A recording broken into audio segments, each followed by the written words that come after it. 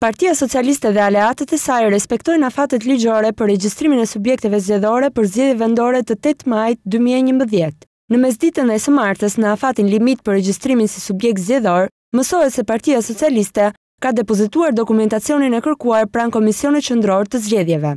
Partia Socialiste, si dhe aleatët e saj, siç janë PBDN, PSD, PDS, PDL, PSV 91, kanë respektuar afatet ligjore të regjistrimit për të marrë pjesë në garën zgjedhore të 8 majit. Regjistrimi i socialistëve, si dhe aleatëve të saj, është hapi i parë institucional në respekt të procesit zgjedhor për pushtetin vendor. Por ndërkohë, Partia Socialiste ka refuzuar të respektojë afatet e përcaktuara në kod për dërgimin e komisionerëve të saj për KZAZ, akti i cili detyroi Komisionin Qendror të Zgjedhjeve të ndërmarrë masa drejt plotësimit të kuorumit të nevojshëm të KZAZ-ve.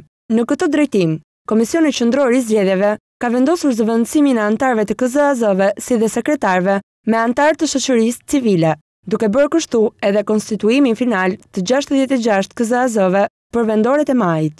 Që në fillim të këtij viti, edhe 3 përfaqësuesit e opozitës në organin përgjegjës zgjedhor kanë bojkotuar çdo mbledhje të KQZ. Ndërkohë, Partia Socialiste ka vendosur kushte për pjesëmarrjen e saj në zgjedhjet vendore të 8 majit. Socialistët kërkojnë garanci për listat e zgjedhësve, garanci ligjore të besueshme dhe të zbatueshme për kartat e identitetit dhe e treta garanci nga institucioni që menaxhon dhe administron rezultatin e zgjedhjeve. Ndërkohë që kreu i Partisë Socialiste ka nisur fushatën elektorale me sloganin Fajin e Kasaliu.